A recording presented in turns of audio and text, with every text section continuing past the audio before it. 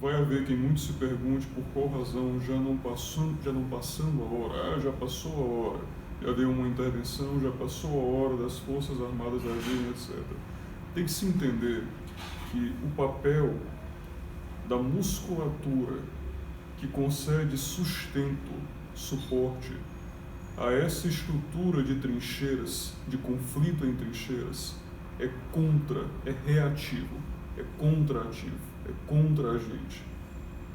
Ninguém quer ser aquele que vai colocar o dedo na bomba atômica e apertar a porcaria. O trabalho é simplesmente ter o recurso da ameaça. Esse é o trabalho. O trabalho, politicamente, é vender a maior eficácia possível para o recurso a essa ameaça. Ou seja, o papel do Bolsonaro nesse trabalho é simplesmente se apresentar como o principal agente contrapositivo a qualquer outro exacerbamento dos dois poderes, do judiciário e do legislativo. As Forças Armadas não funcionam como moderação. Isso é o contrário da melhor descrição. As Forças Armadas funcionam dentro, minha interpretação política, dentro dessa dinâmica de poder, as Forças Armadas funcionam como uma extrema-unção, como um momento hiperbólico que você quer arrogado a si, do qual você quer posse, para ameaçar o excesso comportamental dos adversários. Por enquanto, existem duas estruturas policiais em conflito, uma gerida pelo inquérito do STF, a outra sob o controle do Bolsonaro, atuando no Covidão, certo? Atuando no Covidão. E também diante dos governadores, certamente todos ou a maioria,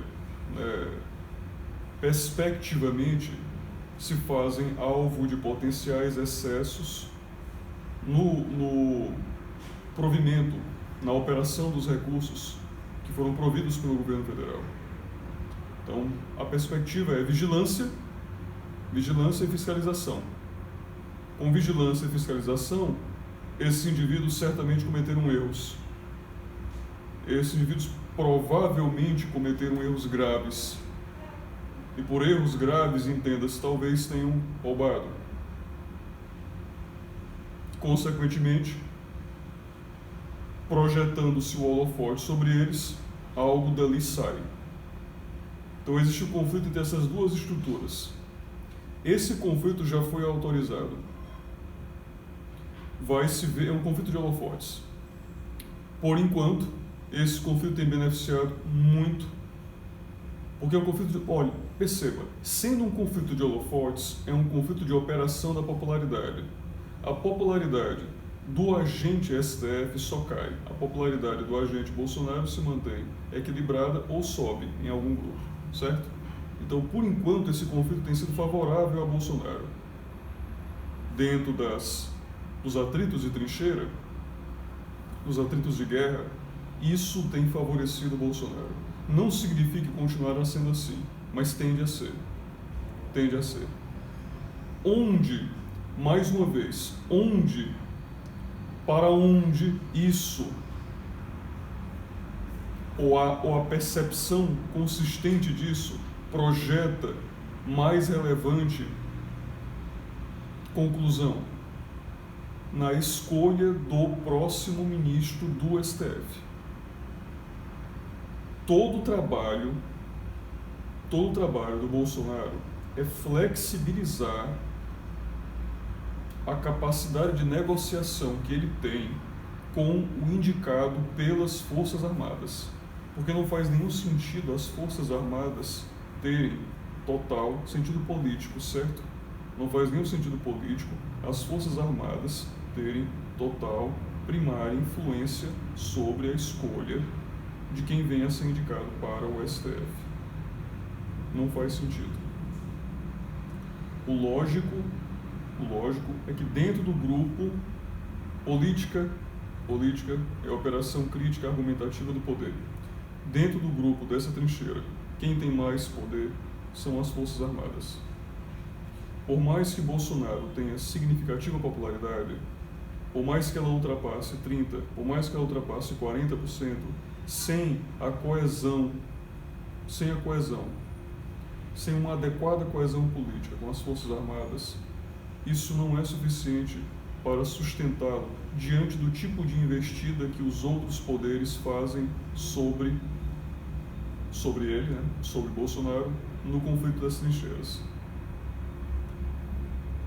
Considerando a posição de poder, é importante que Bolsonaro mantenha altíssima popularidade, é importante que Bolsonaro consolide seus movimentos. Eu já mencionei em outro vídeo como proceder nesse sentido, como alcançar esses objetivos, mas fundamentalmente é necessário estabelecer condições atrativas de negociação com a influência que as Forças Armadas detêm sobre a escolha do próximo ministro, porque os interesses de Bolsonaro não coincidem necessariamente com os interesses das Forças Armadas. Então é importante criar uma situação favorável para essa negociação, melhorar a sua posição, no flerte, que vai decidir quem é o cara que se indica, certo? Da parte do STF, como ele não tem muito a oferecer para as Forças Armadas, é preciso consolidar a posição e tentar aniquilar a popularidade de Bolsonaro. Isso enfraquece suas metas, enfraquece as metas de Bolsonaro na negociação. Para atacar a popularidade, vamos colocar o holofote em todos aqueles que são circundantes, vai que acontece algo, vai que alguma coisa aparece. Essa é a estratégia. Não tem sido eficaz, tem favorecido bastante o Bolsonaro. E o Bolsonaro ainda tem recursos de contra-ataque potentes. Então, a minha interpretação para o andamento disso, a minha interpretação é que se verá um acirramento dessas iniciativas, claro, tanto por parte do inquérito gerido pelo STF, como também das iniciativas que Bolsonaro tem empreendido. Mas é importante observar quais são as aproximações que ambos, tanto o STF como Bolsonaro, fazem ao se encaminhar para as reuniões que escolham esse ministro. Porque isto é, de fato, o vestibular do ano. É o evento político, é o concerto político hiperbólico do ano. É o local onde deságua o conflito dessas duas trincheiras. Isto vai romper definitivamente o potencial concerto ou desconcerto atual entre ambas as trincheiras. O STF está atento a isso, principalmente porque o ministro que sairá é Celso de Mello também, né? Isso também deve ser levado em consideração. Mais influente para a gravidade da situação, só se, por exemplo, o careca do STF fosse aquele quem se aposentaria, né? Isso alteraria, de fato, ainda mais a dinâmica da estrutura entre as trincheiras, politicamente. Mas não é menos, né? não é tão menor o evento a relevância disso. Esse é o ângulo que deve ser observado.